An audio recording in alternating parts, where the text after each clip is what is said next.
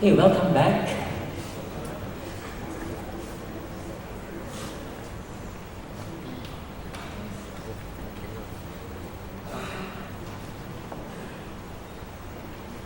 Let's continue our journey to look at the third church, Pergamon. Revelation chapter 2, verse 12 to 17. Chapter 2, verse 12.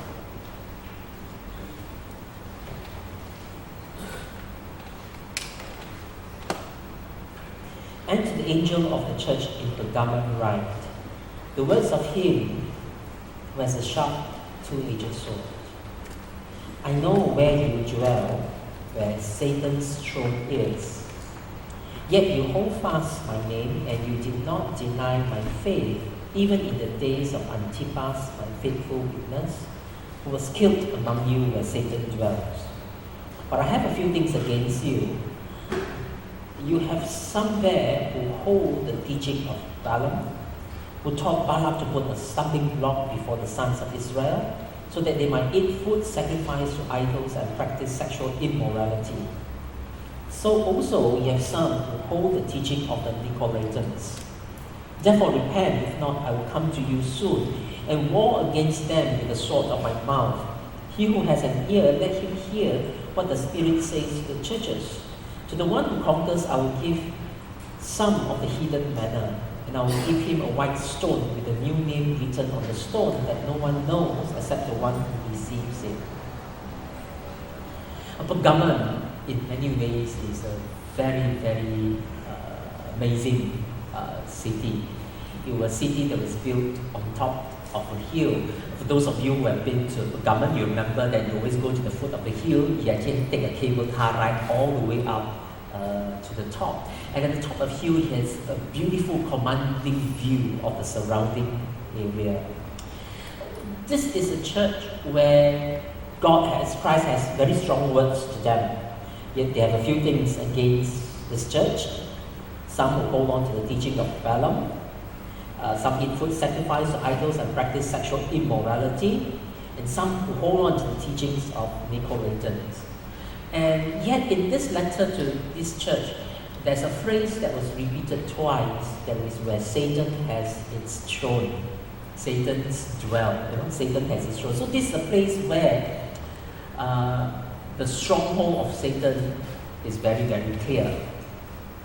Now, Pergamon is a center of imperial power, just like many cities in the Greco-Roman world back then. There's a large temple of Zeus there, and it's also a place where there is a deposit library. Remember we talked about the three libraries, Alexandria, Pergamon, and Ephesus. So Pergamon is another one. There is the famous temple of Asclepios. And so this is a place where you have worship being emphasized, temple of the imperial cult and Zeus. You have a library, where it's a center of learning. You have Asclepios, famous for his healing, that to take care of the spirit of the body. So this is where you know about mind, body, and spirit. It's all there in this city. And strangely, in this letter, it says that this is a place where Satan has his throne. And a number of scholars have raised, what does this mean? Which could be the Satan's throne? Some would suggest that perhaps it was the imperial cult, and others suggest that no, perhaps it's the temple of Asclepios. Some even suggest no, maybe it refers to all the centers of worship in this place. Let's look at some of these places. Now, if you go to Pergamon today, one of the famous things that you can see is this slab of stones there. Of course, trees have grown. This is the altar of Zeus, and it's sometimes known as the Pergamon altar. Now, the name Pergamon altar was given to it because it was made famous by the team of archaeologists when they were excavating the place. What they did was they actually carried the whole altar from this place and they moved it away from Pergamon. Imagine from the top of the hill, they just carry everything away, and then they reconstructed in the museum in Berlin. And that's why it's called the Pergamon Museum in Berlin. And currently it's under restoration. Right? So this is the altar of what is called the Pergamon altar, a temple of Zeus. Now, just imagine this is altar, right? What it would have looked like is what I'm going to show you in the next slide. That this is the view that you see in the Berlin, the Pergamon altar. So this thing here that you see here is actually on here. Zeus is being worshipped. Of course, he has a big temple. And next to his temple, the altar of Zeus, down here, this is a library. Right? So the library has been destroyed. You probably don't see much in the ruins. But you can imagine with the library that you see in Ephesus, you can imagine this is also a center of learning, a center where knowledge is pursued. Then, right in the center of the hilltop in the city, you have the temple of Trajan, which is the center for imperial worship, and you can see the temple, the ruins of the temple of Trajan. The imperial cult, the Caesar, is declared Lord here. Now, Pergamon, if you look at it, you can see this temple right on top of the hill, and it's so obvious. And in Pergamon, it's not only that you have also the religious center where various gods are worshipped, imperial cult where Caesar is worshipped. I'll show you the temple of Asclepius shortly. You have the library. You also have a large theater, and the theater in Pergamon is the most astounding theater you ever climb in the ancient world. It's perched on the hill slope that has a commanding view. And for many of us who have gone to this theater, we also dare not walk down the theater because it's so scary actually. If you look at it, this is the theater by the hill slope. So you can imagine you are sitting in all these places all the way down. And then you look at the theater, look at another view of the theater here, you're sitting down here. And then can you imagine you sit on the theater? I took one of the photos there. I also was quite scary standing there. And this is the view you have all the way down. And then this is where the theoretical performance will be held, and this is where people are sitting. So this is one example where the Greeks, when they built theatre, they just make full use of the natural terrain and they build a theatre. So you can imagine, you look up a bit, this is a theatre, this is the center stage. You can see the view of the surrounding areas. It's a beautiful place. Brave souls will go all the way down. Now, as you stand at the theatre, if you look into the neighborhood, far away somewhere here, you can actually see there's ruins of the temple at Asclepius. So this is another part of the city. So Pergamon, the city center is on the hill. Then you go down to the surrounding area, there is a temple of Asclepius. Now this temple of Asclepius is one of the major centers of Asclepius in the Greco-Roman world. The largest center is actually the island of Kos, K-O-S, now in Greece. And this is one of the largest centers. Again, it has a theatre, it has a processional way they go in, and you have all the various healing rooms that you have in this place. Now, this temple here of Pergamon, Asclepius, as you stay at the foot of the hill, you look up, can you see the theatre here? This theatre by the hill. You see the temple of Trajan up here, the imperial cult. Do you see the trees here? This is where the altar of Zeus is at the Pergamon altar. So can you imagine you're here at Temple Asclepius to look up, you see the altar of Zeus, you see the library next to it, then you see the theatre, you see the Imperial Cult Center. So this is a place that you can imagine where all kind of deities were being worshipped. And here you have another place where another god is worshipped. So now you can imagine, you look at this slide, you read Revelation, where Satan has his throne. Imagine if you're going to preach a gospel here, and you say God can heal, hey, I got Asclepius, why do I need your God? You say Jesus is Son of God. I also got the temple of Imperial Cult there, where Caesar is worshipped as the Son of God. Why do I need you? Okay? I look around, you say your God is almighty, all-powerful. Then I got Zeus here, almighty, all-powerful. So how can your God be unique? You only have one, I better I have multiple gods.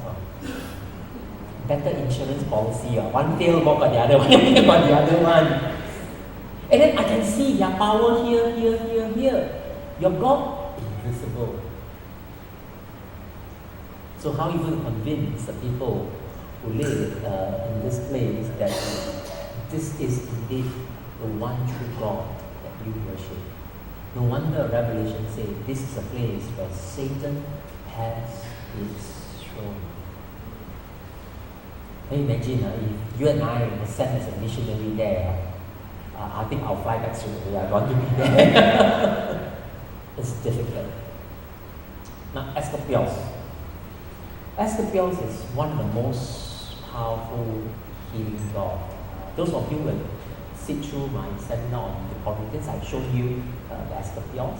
Escopios is famous where when you go to Escopios and you pray for healing for any parts of your body that's well, and when the gods heal you, you are supposed to make a replica of the parts of your body that's been healed.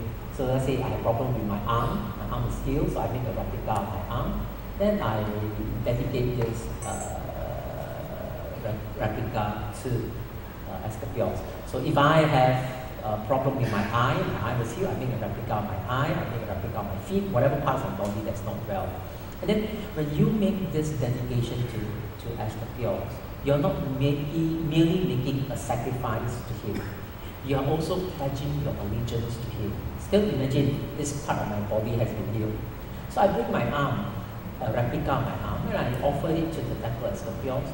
As I offer this part of my body as a thanksgiving for the healing that I received, I'm also pledging allegiance to him. So, in all center of worship here, who do you pledge your allegiance to? You can pledge your allegiance to Caesar, you can pledge your allegiance to Zeus, that's yours. Now bear in mind, people in the first century, there's no such thing called one God. It's a worship of multiple gods. Add one more, no problem one. But when we come to worshiping God, it's only one God and no other.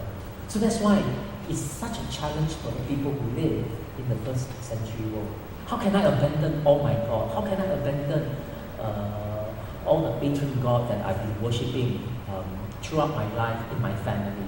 And every household has a patron God. You may be worshipping God A, and this altar is going to be with you for the rest of your life, and you pass on from one generation to another. Not too different from some of our Chinese ancestral worship kind of altar. You just pass on one generation to another. And it's the same thing here. So how can I abandon that? My God should be angry at me if I were to abandon him.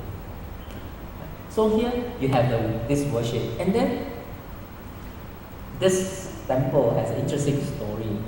Now the story of this temple is that during the times of Paul, what happened here was that it serves like a hospital. So those cases that come in, the sick patient will be admitted. It's like hospital. You have to stay the night here. And this Escopios temple in Gammon is so famous that they have a reputation that whoever with the kind of disease or sickness, when you enter into the temple Escopios in Pergamon, you are guaranteed to be healed when you are being discharged from the hospital. And what you do is, you check yourself in, sleep a night in one of the rooms, and then a snake will slither over your body. Who wants that kind of healing, right? And then after that, you will be healed, guarantee one. That is their reputation now. But there's another side of the story to Escopios which they will never publicize one. Before you are being admitted, right, the priests in the temple who are the medical doctors, right, they will examine you carefully and they only admit patients that they are very sure can be cured. Those suspicious cases are referred to other hospital. And by the time of the 4th century, this temple still continued its function, and it Hippocrates and Galen, the father of modern medicine, actually practiced in this temple. So that was the historical background. So in this photo, you can just look up and you can imagine, if you live in this city, when you receive this letter and say where Satan has his throne, you know what it means. So I would probably think that it's not referring to one temple, but it's the whole place where Satan has his throne. You want to talk about healing? There. You want to know about the most powerful god? Zeus, the god of gods. You want to talk about Caesar is not there. You want to talk about anything, you can find it all here. So this is the place where Satan has his throne.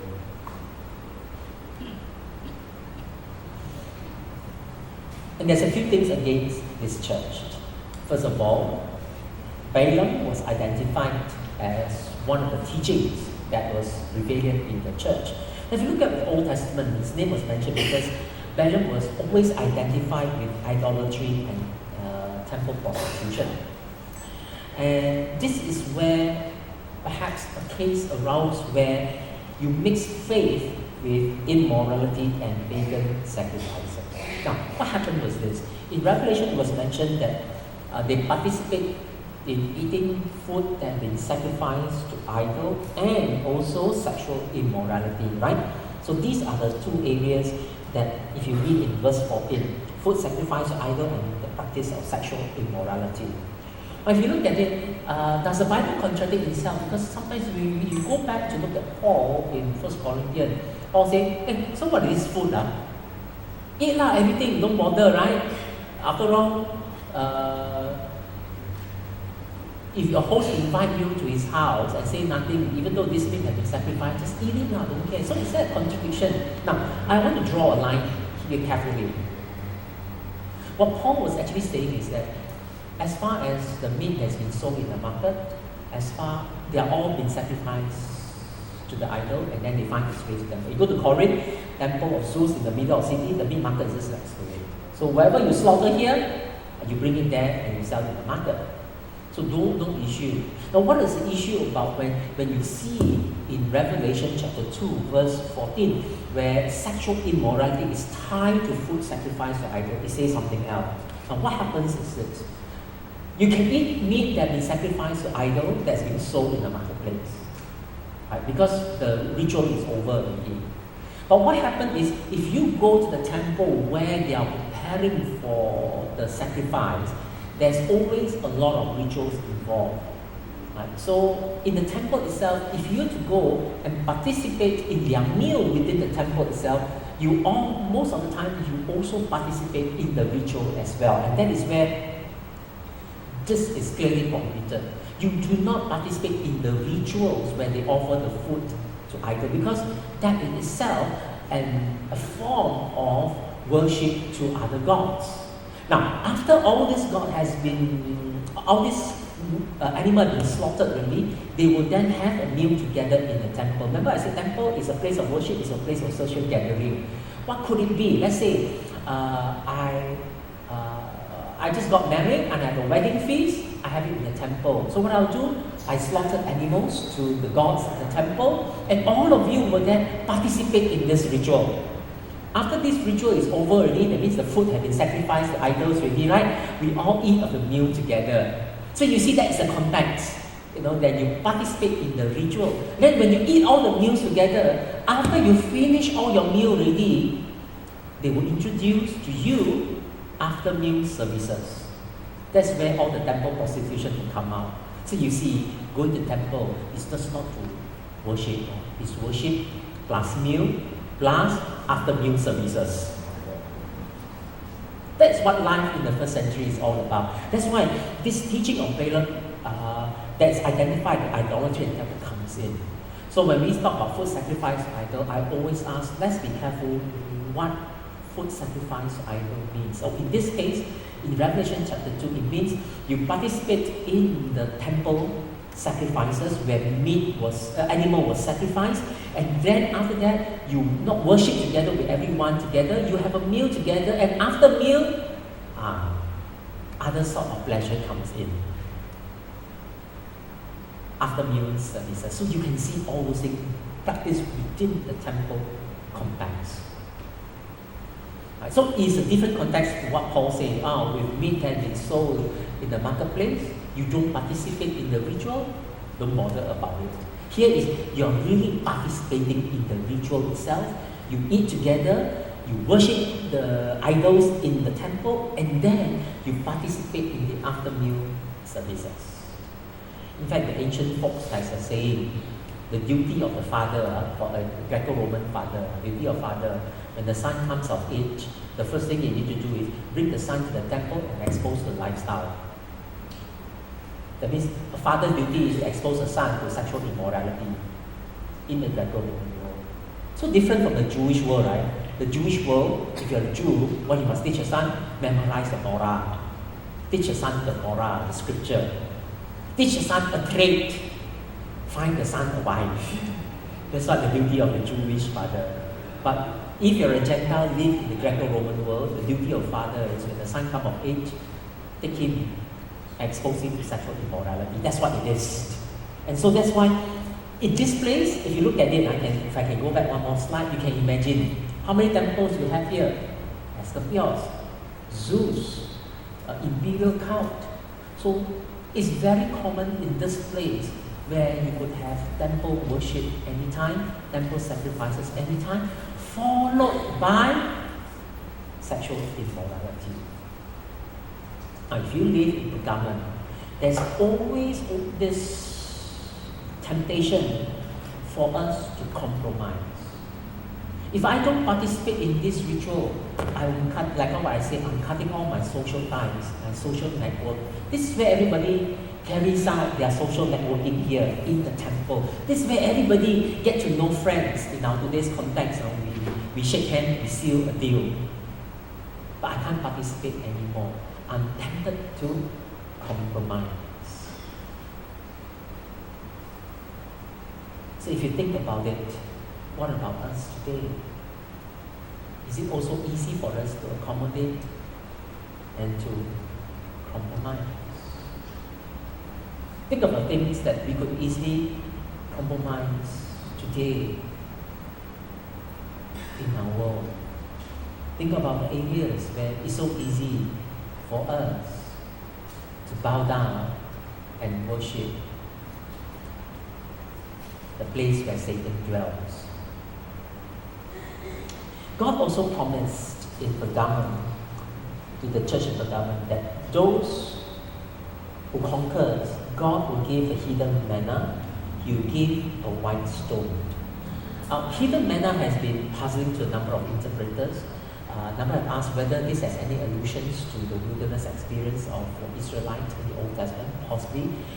Probably it suggests that mysteriously God will still provide for you. Let me say, if I think that what will happen to me if I have to cut myself off from participating in all these temple rituals, how am I going to survive my life? Where my money is going to come from? Because it affects my financial provisions. God is saying to you that He will provide you a hidden manna that you don't even know. He will still provide you food. That means God will continue to sustain us. And secondly, here in Revelation, you also say that there are white stone. Now, why is it white stone? It's very interesting. Excavation that's been carried out in Pergamon shows that all the stones that have been discovered in inscriptions are actually black stone in the area. White stone is foreign. So if you want white stone, you have to import the stone from elsewhere. And this is on top of a hill. That means, can you imagine you bring a white stone from elsewhere, you carry all the way up to the hill. And what is God saying to you? That you have to be different. The area may have black stones, you're going to have white stones, and the white stone is going to carve your name. So think about it, Pergamon. All the strongholds there, temple of Zeus, temple of Asclepios, temple of imperial cult. If you live in Pergamon in the first century, how would you have felt living as a minority there? How are you going to ensure that your faith remains vibrant, that you are not tempted to accommodate every time? When you're being tempted, how are you going to stand firm? But if you look at it, it's the same as well as us. There are many things that can tempt us away from God. What are those things in our lives? What are those things that we need to stand? What are those things that we have to ensure that don't lure us away from our loyalty to God? 不敢. So you see, even though this letter could be written to the churches in the first century, it remains relevant for us. Let's move on to the fourth church, Thyatira.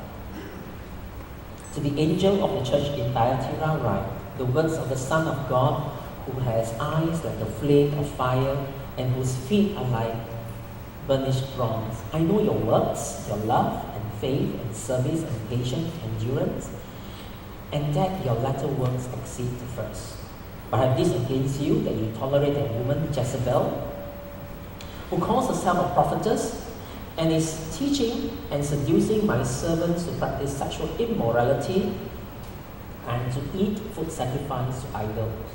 I give her time to repent, but she refuses to repent of her sexual immorality. Behold, I will throw her into a sick bed, and those who commit adultery with her I will throw into great tribulation unless they repent of their works. And I will strike her children dead. And all the churches will know that I am He who searches mind and heart, and I will give to each of you according to your works.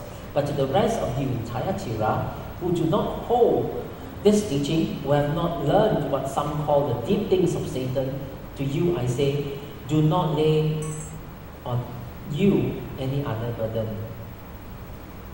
Only hold fast what you have until I come. The one who conquers and who keeps my works until the end, to him I will give authority over the nations, and he will rule them with a rod of iron, as when earthen pots are broken in pieces. Even I myself have received authority from my Father. I will give him the morning star. He has an ear, let him hear what the Spirit says to the churches. There is nothing much in Thyatira now. If you were to visit a city, what we have are some ruins that date back to the 3rd and 6th century. So there's really nothing much in the city. But Thyatira, in the days of the 1st century, is a center of trade. Now, when you carry out trading activities in the 1st century, you also form trade associations or guilds.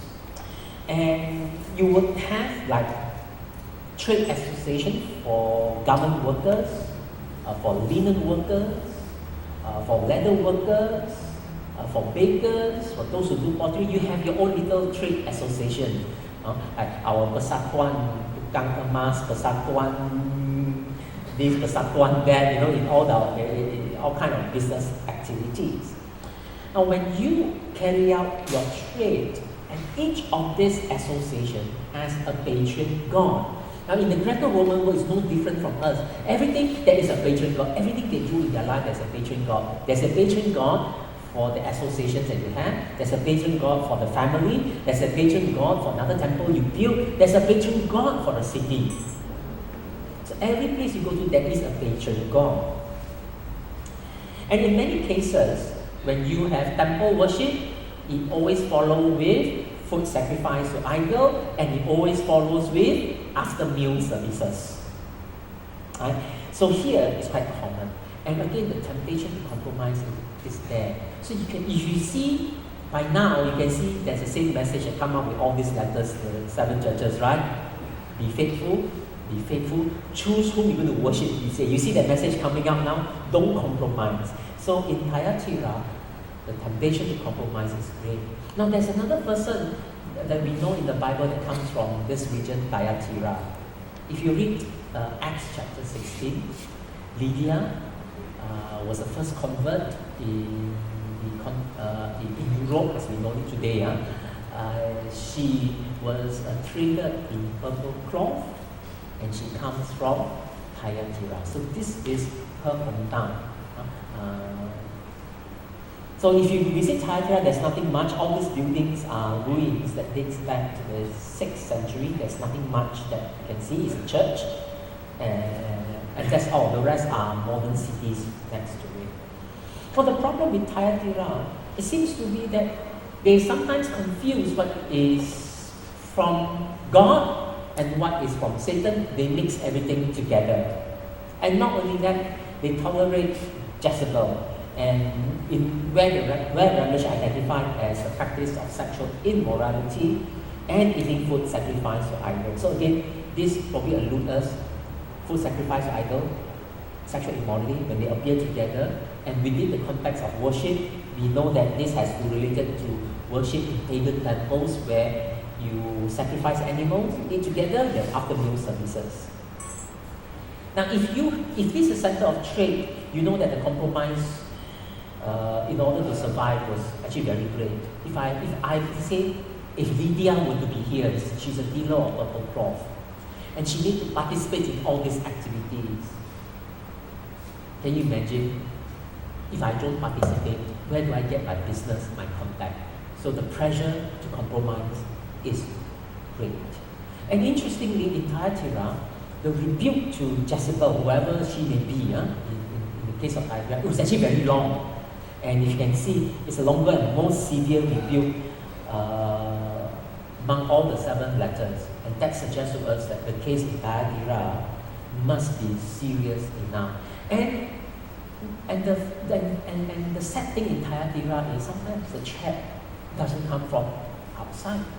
If you read carefully, the threat is actually from inside the church. There's this Jezebel that has misled people within the church, seducing my servants that is in the church. So the threat is actually within the church. So Pergamon, early on you see the threat is external, right, from all the various temples that you see. But here suddenly the threat was inside. It's just like there's a little false prophet coming to the church, leading everyone astray and introducing everyone to sexual immorality and idol worship.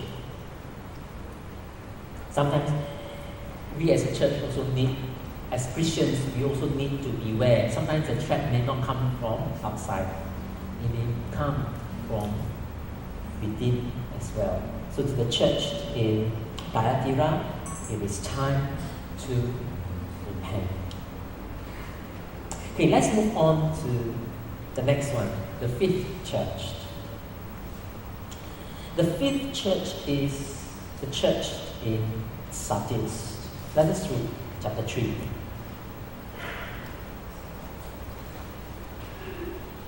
And the angel of the church in Sardis write, the words of him who has the 7 spirits of God and the 7 stars. I know your works. You have the reputation of being alive, but you are dead.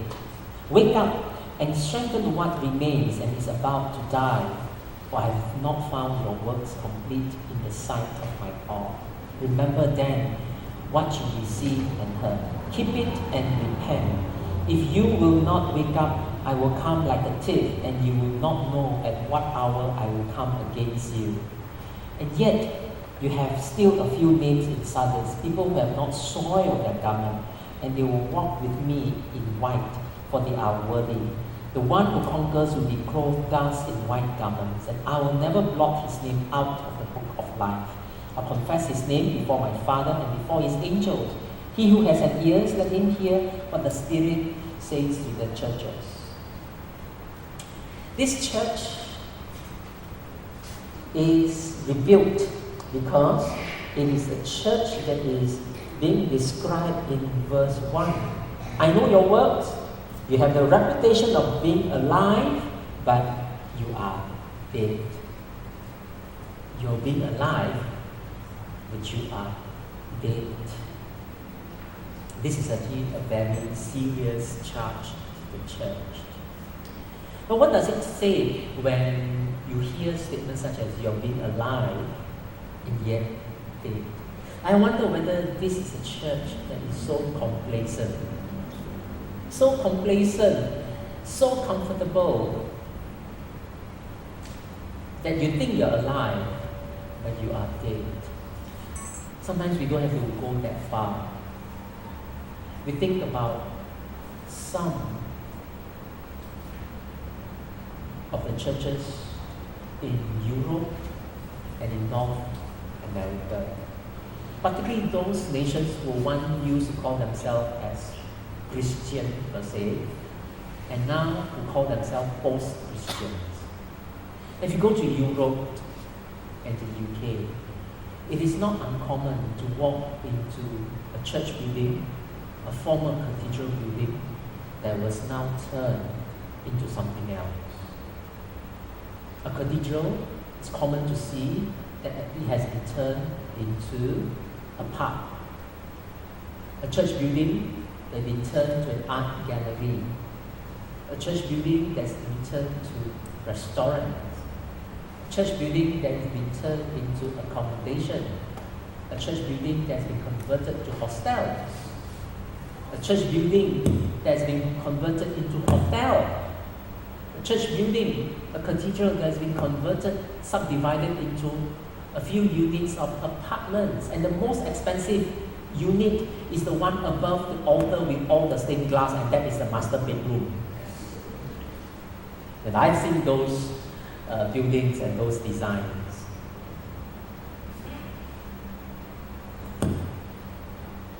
And worse, we have church buildings that have been sold and now being used as temples and mosques. More than 10 years ago, it is 2003, that's 15 years ago, when I was doing my studies in the UK, in Wales. I was doing my doctoral study at that time. Statistics that were published during that time, in the year 2000, we're talking more than 15 years ago,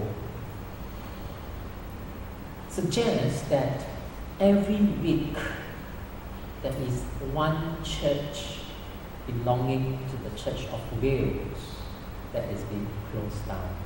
Church of Wales is actually the Anglican Church, and it's called Church of Wales in Wales.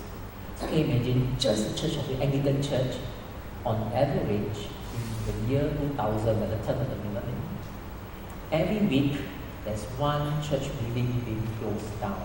A church ceased to exist. So in 1 year, we have 50 parishes that's been closed down. So what you do with all the properties that have been closed down, you cannot maintain them, right? Because it's expensive. And sometimes churches, there are 2-3 churches nearby within the same neighborhood, maybe less than 1 kilometer away, they merge. Because the priests that were there, their job is to do funeral service every other month. That was a sad fact, harsh reality, because they only have elderly parish members. So the church closed down. So what do you do with the property? You put it for sale. That is where you have church building turned into pubs, turned into clubs, turned into accommodation, turns into art gallery, restaurants. The place, the university that I studied, the department that I studied, there used to be an old chapel, and it was converted to be a mosque.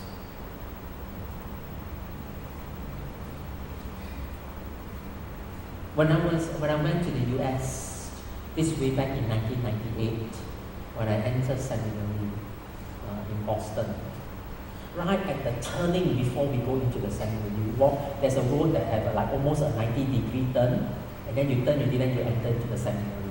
At this 90-degree turn that always caught my attention was actually a church building.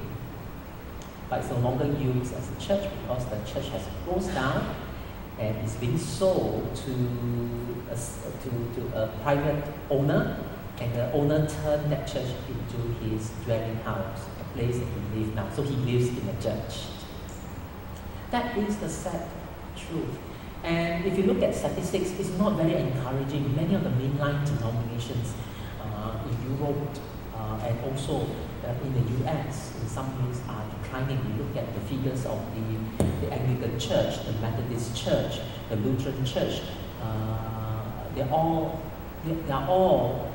in decline.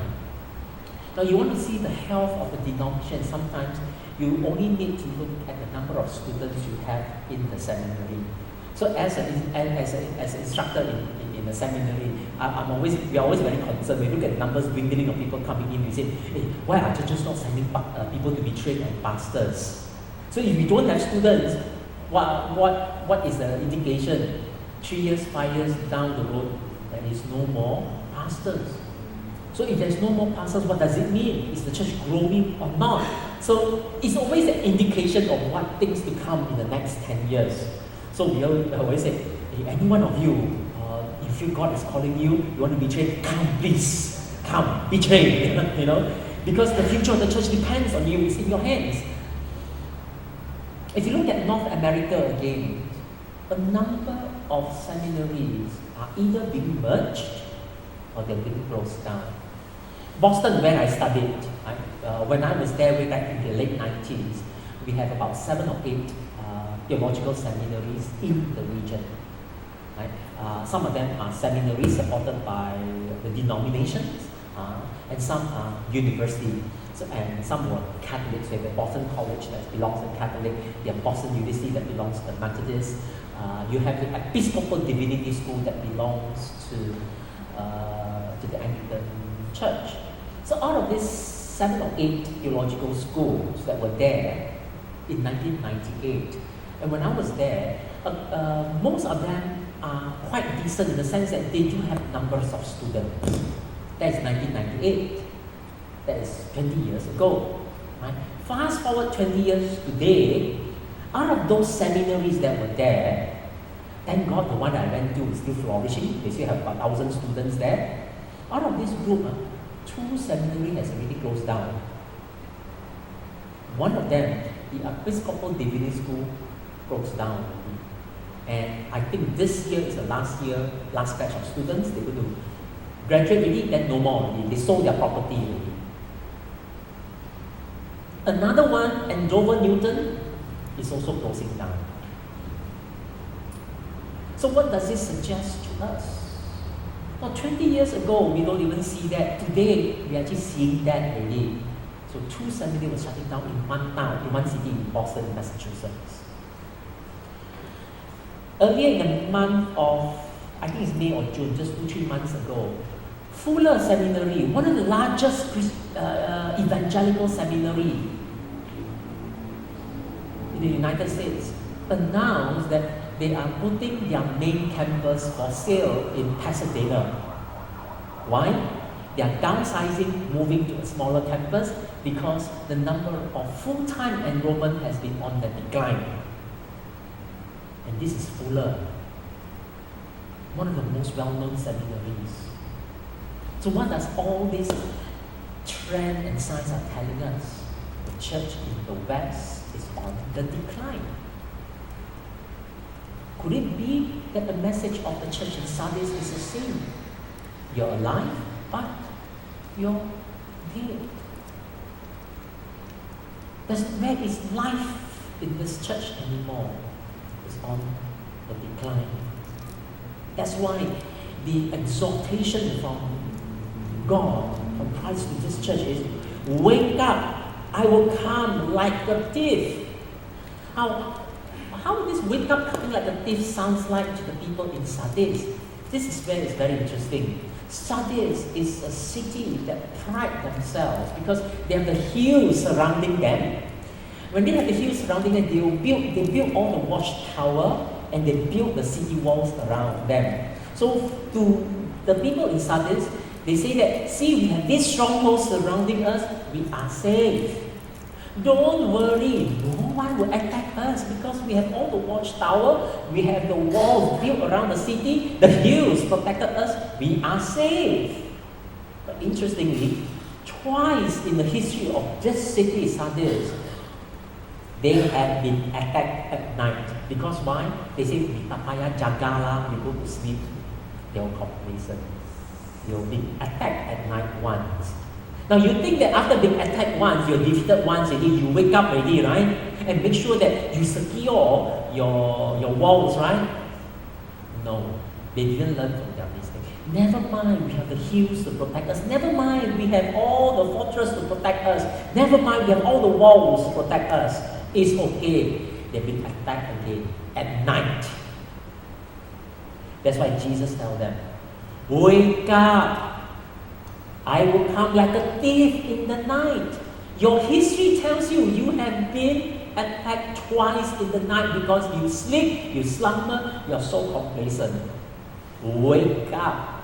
I'm going to be like that. 2 previous attacks on your city, I'm going to come like that. Are you ready? What does it tell us about this church?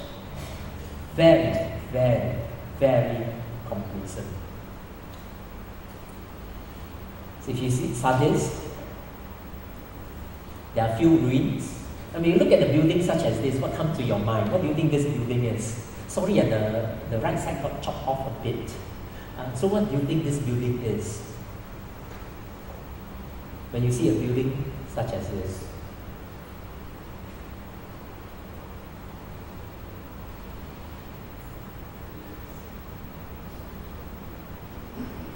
any idea? Huh? Library? What else? Huh? Very impressive facade, right? So you probably think this must be we will probably think that this is very important building, right? Maybe some city hall, major government building, right? And you know what it is? This is a gymnasium. Gymnasium. And you see how much they pride themselves in the gym. That probably tells us where the priority lies. And not to say gym is wrong, but this is one of the very fine example of very, very beautiful facade for the training of the physical body. But this is the church that don't know how to train their spiritual health. You take care of your physical health, but you don't know how to take care of your spiritual health. You can see the gymnasium. There is also a synagogue of the Jewish people that you can see here. And then outside the synagogue there was a little courtyard. So it was quite a large synagogue. Now you walk around, there are some ruins of the shops. Now I mentioned earlier on that when you go to Ephesus, you don't see the temple of Artemis anymore. You only see one column that's been reconstructed. But yet in Sardis, you can see the ruins of the temple of Artemis. So Artemis is also worshipped in Sardis. So this is the ruins of the temple of Artemis, the column that was left standing. So you can just imagine the one in Ephesus was bigger and much more beautiful than this. The one in Ephesus is one of the 7 wonders in the ancient world. So you can say this is the temple of Artemis. You see the hills all behind them? So they are surrounded by the hills. They think the hills can protect them. Right? This is the temple of Artemis. Again, you can see all the hills behind and another view of the temple of Artemis. Now look at the columns, right? You just want to imagine the size of the building of Artemis. Right? You always look at the column. Can you imagine that column that you see here, right? This sort of columns, right? How big are those columns? Can you imagine? Let me show you how big this column is. 4 persons to just around. You can imagine how big it is, the column. So this is the temple of Artemis. And then you can see the hills. And these are some of the walls and the fortress that were still left standing today. We have the walls protect us. We have the hills protect us. Don't worry, we are safe. And we never learn from our history. Twice we were attacked. Wake up. I'll come like a thief in the night. So could we have been like Sardis? We have gone complacent. Perhaps this is one area that we don't experience much persecution. We slowly drift away. We are down to the things of God. We come into church, we just go through the liturgy, the rituals, the worship. But yet, our hearts could be far away. But yet, in this letter, it was said that there's a minority of them that has not soiled their clothing. Perhaps there are still a remnant who are still being faithful to God. So as we as a church have taken God's grace for granted, thinking that We can just go through the motion, don't bother. And this is what happened to the church in Sardis. Now, I'm not sure, we still have 2 more churches to cover, but I just want to pause for a moment here and just to reflect. So far, we have seen the 7 churches, right? We have 2 more to go. And as you think about the 7 churches, right, you ever wonder that if these are all the trials, tribulations, and all the various challenges that the church in the first century that have gone through, right? You wonder whether could the church actually survive? We thank God that it survives until today, right? We still have a church here in Malaysia. And this is where I think I'd like to pause and we want to stand up and sing a hymn before I continue with the next 2 churches, is to remind us that the church's one foundation is not us or anyone else, but is Jesus Christ the Lord. She is His new creation by water and the Word. From heaven He came and sought her to be His holy bride. With His own blood, He bought her, and for her life, He died. And then He goes to say that the church shall never perish. Her dear Lord to defend, to guide, sustain, and cherish is with her to the end.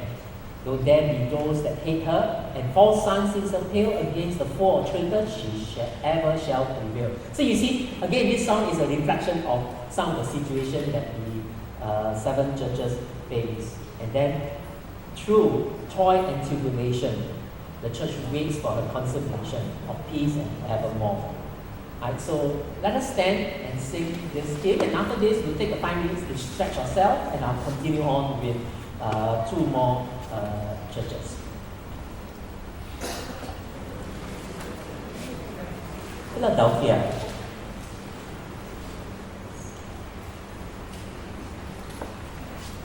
Chapter 3, verse 7. To the angel of the church in Philadelphia write, the words of the Holy One, the true One, who has the key of David, who opens and no one will shut, who shuts and no one opens. I know your works. Behold, I set before you an open door, which no one is able to shut. I know that you have but little power, and yet you have kept my word and have not denied my name.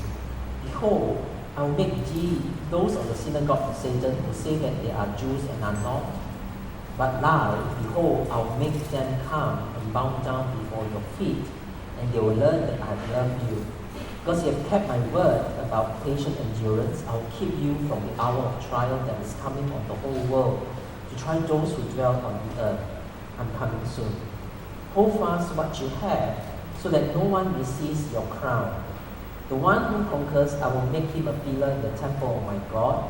Never shall he go out of it, and I will write on him the name of my God and the name of the city of my God, the New Jerusalem, which comes down from my God out of heaven, and my own new name. He who has an ear, let him hear what the Spirit says to the church. Philadelphia is no different from Thyatira in terms of what is left for us to see today. There's nothing much in Philadelphia to see except a few pillars of the church that remain standing that was built way back to around the 6th or 7th century. Now this is the second church that has no rebuild. Is full of commendation for this church, just like Smyrna. And this church is really an obedient and faithful church. Although the Christians as minority there may not have much influence, but they remain loyal to the faith despite all sorts of persecution. That's why to this church, Christ reminds them that there is a door that's always open for them. Now what does this door that's always open for them? Could it be a door open for them to witness to Christ? Could it be a door open for them so that they can testify the goodness of God? Right? So if you go to Philadelphia, you just see some of this pillar left standing. Probably not much to remind us of its past, but certainly there are a lot of inscriptions that show strong Christian influence as well. There are gravestones that shows the Christian presence even all the way up to the 6th and 7th century. But what is interesting here in Revelation, it was mentioned that I'll make you a pillar in the temple of my God, and you never go out of it. I'll write on you the name of my God, and the name of the city of my God, and the new Jerusalem that comes down from my God out of heaven, my own new name. So what is this pillar and new name all about? And how could it be a message as relevant to the church in Philadelphia? Now interestingly, for some local practices in Philadelphia, when the priest died after a period of faithful service, a pillar was erected and then his name was inscribed. And that was an interesting thing. So you talk about pillar and a new name. So there's a pillar that's still left standing. Now, if you talk about new name, it's also interesting that this city is a very interesting city that's gone through numerous name changes over its history. Now, in the year 17, after an earthquake, the city was renamed Neo Caesarea in honor of Emperor Tiberius, because Emperor Tiberius exempted the city from paying taxes after the earthquake so they can rebuild the city. And then it's renamed Flavia when the city wanted to honor Emperor Vespasian. So this city is the one city that keep on changing its name. So could it be that Jesus was telling this city, and I'm going to give you a new name, because you keep on changing the name, but this new name is given to you, will bear eternal and spiritual significance. So perhaps the pillar that was left standing, the pillar when the priest died and the name was inscribed to describe his faithful service, could it be a pillar that showcased a door that Christ has opened for the church, that this pillar testifies to your faithful service to God, despite of whatever difficulties that you may have. So this is a pillar that served as a commemoration of the faithful service of those who have passed on. So sometimes I wonder whether what could be the message from God for us as well. And if we're going to have pillars like this all around our community of faith, whatever church we come from, what can we put on those pillars that testify to the faithful service that we have for God? What are we known for? Right? So again, as I said, there is a theme that surfaces all throughout the churches. It's always theme of faithfulness. Who will you worship? It's all about Christ that we worship, God that we worship, and we are always to remain faithful to this God, no matter whatever trials that come, tribulation that comes, whatever that's going to draw us from compromising. At Philadelphia. And let's move on to the final church, Laodicea. And to the angel of the church in Laodicea write, the words of Amen.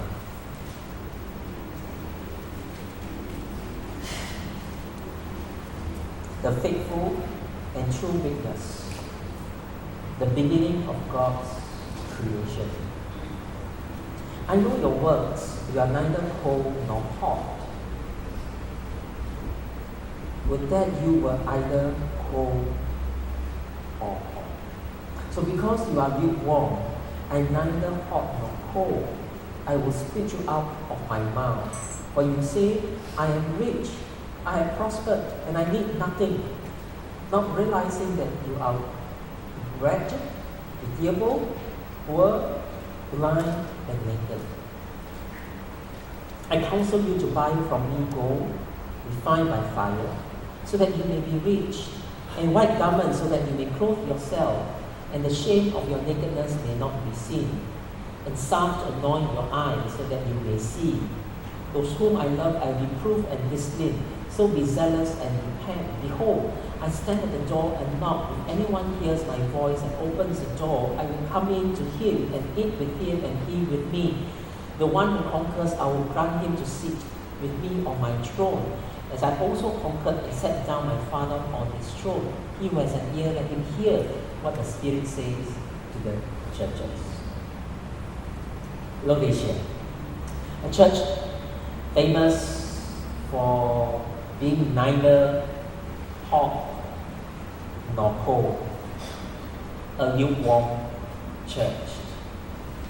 Now, what does lukewarm mean in the days of the church in the first century in Laodicea? Laodicea is located in quite an interesting place where it has no direct water supply. It draws its water supply from two neighboring cities. It draws hot water from the nearby city called Hierapolis, that's about 10 kilometers away, and it draws the cold water from Colossae. Now, interestingly, the hot water from Hierapolis, as they travel all the way to Laodicea, it becomes lukewarm.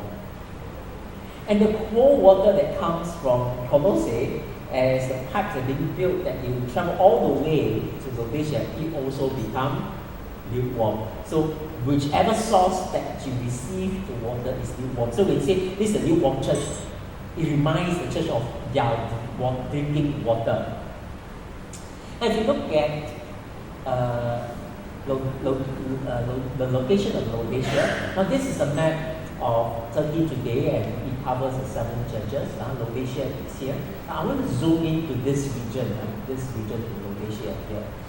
Now if I zoom in, you will see that Laodicea, Hierapolis, and Colossae forms a triangle, right? So here in Laodicea, it draws its hot water from Hierapolis, its cold water from Colossae, right? And so this is a valley that we often describe it as a Lycus valley, because of the river that flows through it. So it draws water supply from here and here. Now, if you want to think about cold water, you can think about Colossae. Colossae is one of the biblical cities. We have Paul's letters to the church in Colossae, Colossians. But we really do not know much about Colossae other than the fact that it has some cold water supply. And this is simply because if you go to Colossae, you can only see this. So when I was at Colossae, I only see the sign Colossae and a little hill there. That's it. And there's nothing there. And there's nothing that has been excavated yet at this point in time. A few years ago, they have secured funding to excavate the site, but there was little unrest in Turkey, so the whole project terbengkalai. And so nothing has been done that now. I always teach people that if you are aspiring archaeologists, why not go and do some excavation in Colossae when they resume? You never know, you might find something interesting and an inscription that may be named after you as well. You never know.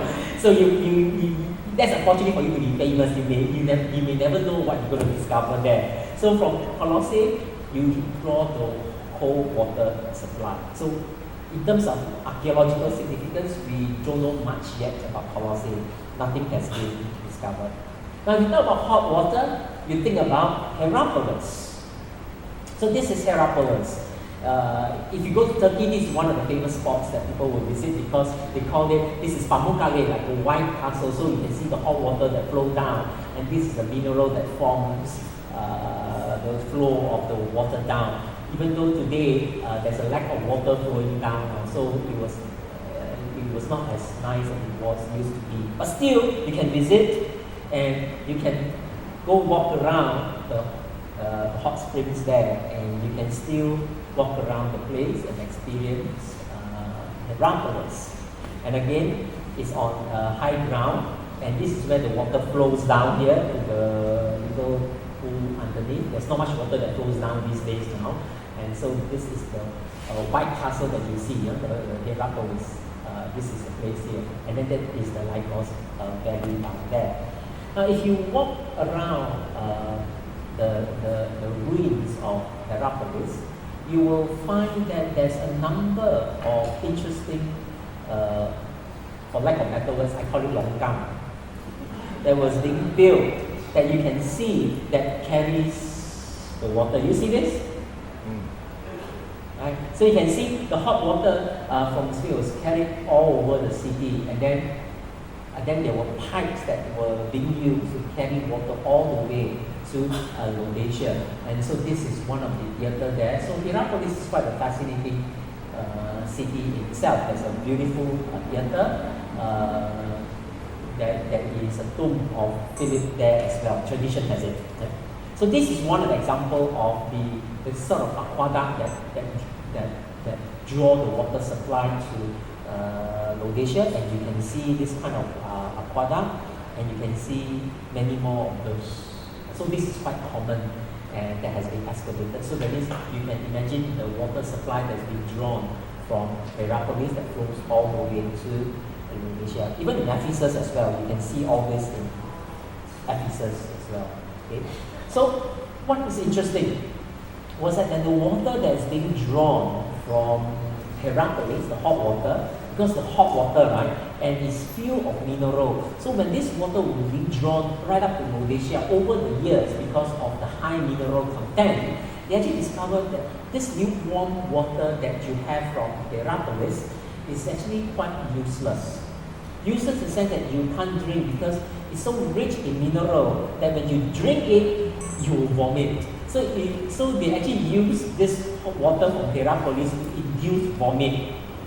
So that's why when you read the letters in Revelation, I'm going to spit you out my mouth. That is a clear reflection of the water supplies that you drink from Hierapolis because it's so filled with mineral. And then in this letter, Jesus also said, oh, you think you are rich, you have acquired wealth? True enough, it is a reflection of the city of Laodicea because Laodicea is really the richest city among the 7 cities of Revelation. It's even richer than Ephesus. Now, and they actually claim that I don't need a thing because this is what the rebuke that Jesus said for them. When you say I'm rich, I prosper, I need nothing. This is a church that is self-sufficient. Yes, we are rich. We don't need anything. Why is it we don't need anything? This is a reflection of the pride of the city. Now this city, the region in Turkey is a region in the 1st century, there's a lot of earthquakes. In the year 61 AD, there was a major earthquake that hit the city. And after the city, they needed to rebuild the city. And the city is so rich that they pride themselves that we don't need any outside help. We don't need help from the Roman Empire. We can do it on our own. So with the wealth we have in the city, we can rebuild our city. So the rebuilding of the city was done after the earthquake without any external help. So that is the wealth of the city. And we all know rebuilding after the major earthquake requires a lot of work. Just imagine, I was just looking at some photos of someone who visited Christchurch recently, and the cathedral in Christchurch in New Zealand has the rebuilding has not even started yet. Some of the buildings in the city with all the scaffolding supporting the structures, and even the rebuilding is a long process. And here is a city that says, I don't need any help. We can do it our own. The wealth of the city. So if you walk on Laodicea, you can tell that even though they are ruins, it is actually a very rich city. You can look at the architecture. And I'm not sure that every time I visit Laodicea, I always get this kind of weather. I never get clear sky, so I can never have clear photos. So you can see that they are actually a rich. This city is a rich city. The Agora, all the temples, and this is the northern Agora. And it has 5 Agora. Remember, Agora is like a market square. You have 5 Agora. Just think about having 5 shopping malls. Right? Usual city, 1 Agora. Corinth, only 1 Agora. But here, 5 Agora. That tells you how rich the city was. This is some of the restoration work that is being done in Ephesus. And the northern side of the city, there is a theatre. There are 2 theatres. One of them can seat about 20,000 people. So these are the ruins of the theatre. Now this is another view. And you have Laodicea here. Hierapolis is right at the back there. You can see that. Right? This is a very interesting church. That when Jesus rebuilt this church, it draws on what the city is very proud of. It says here, because you are lukewarm, neither hot nor cold, I'll spew you out my mouth. You know for sure it refers to their water supply, full of mineral that is useless. For you say, I'm rich, I prosper, I need nothing, not realizing that you are what? You are poor, you are blind, you are naked. And this is very interesting rebuke to the church. Now here is that you claim yourself to be rich, right? And Christ is telling to you, you are poor. And the city was famous for its banking activities in the first century. How can this city be poor? It's a rich city. You are poor. You are blind. Wow, this is very interesting. Laodicea also pride themselves of eye center that they have nearby them that can cure any eye disease. So you have problem with your eye, come to Laodicea. Nearby, we have a medical center that can cure any problem that you have in your eye. And Jesus said, you are blind. You are naked. Again, Laodicea is famous for their garment industry. You produce garments, right? You produce,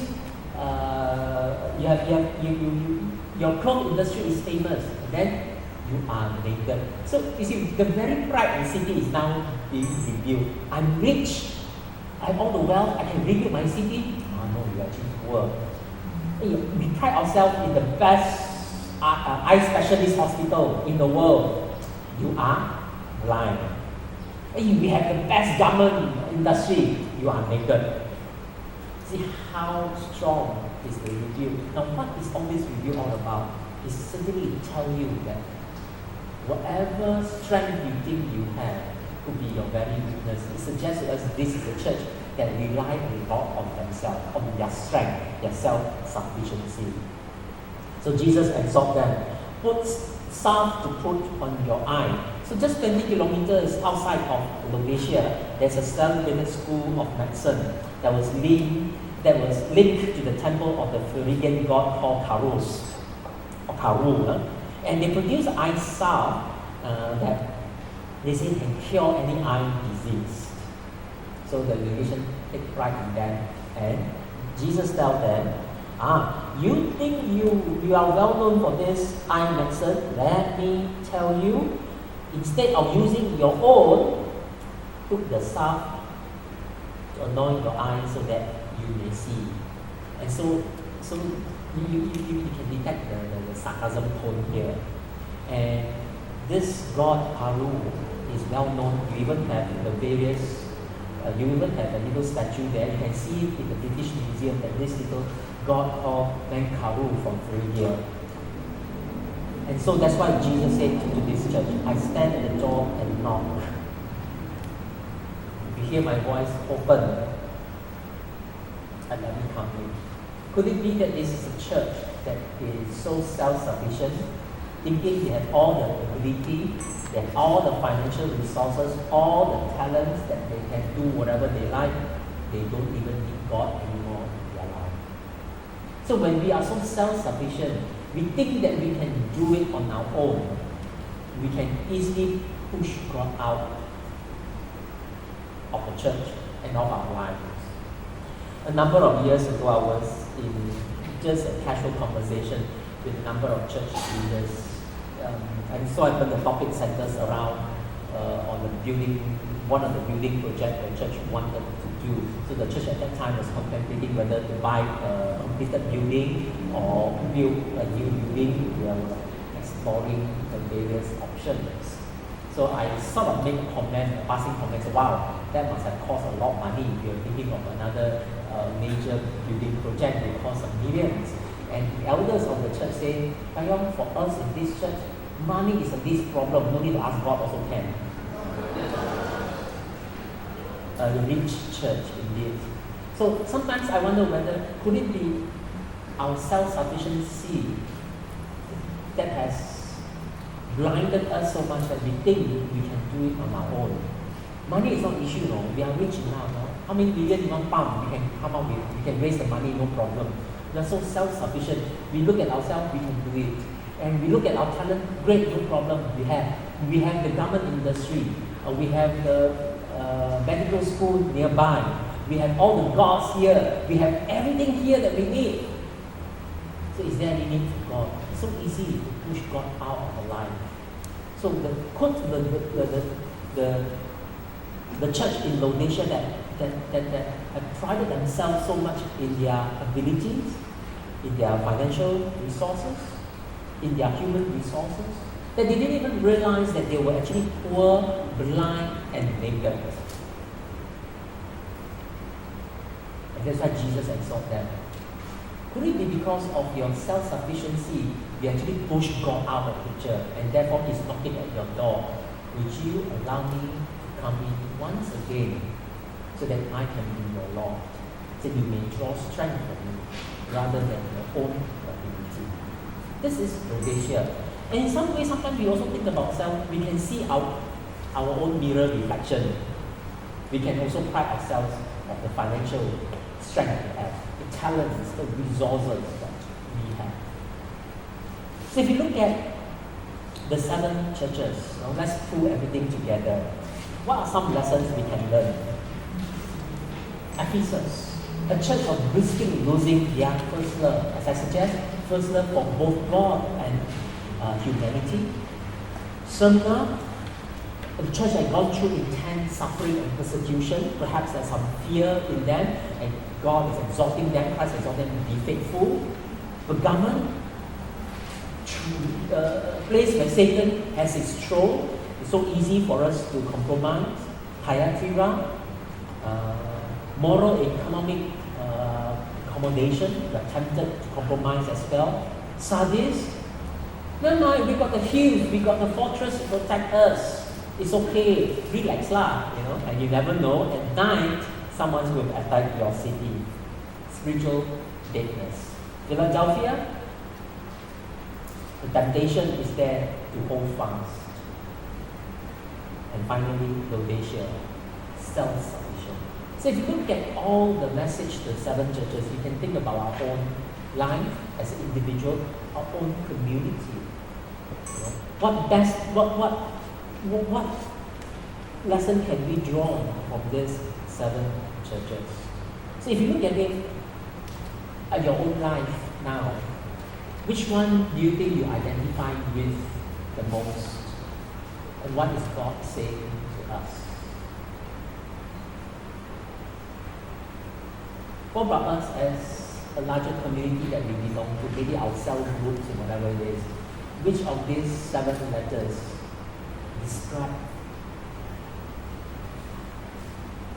our community, our support group? And one last question before we go for lunch. If Jesus were to write a letter to our church today, what do you think he will, or to us as individuals, right? What do you think he will commend us? If he were to write to me, what do you think he will rebuke me? What do you think he will exhort me to do? And what do you think he will do? I think all of us know where we stand before God. If Christ would give us a letter, what will he write? What will he rebuke us? What will he commend us? What will he exhort us? And what will he promise us? And what will we do? I think that's a far more important question. So reading these 7 letters, I think have a relevant contemporary message for all of us. So I'm just going to stop here, and for lunch it's 12:45 right now according to the clock. And then we'll come back at 2 o'clock, and I'll look at all the 7 seals, the 7 trumpets, and the 7 bowls that will take us to this evening. So we'll just pause here, and yes, Grace.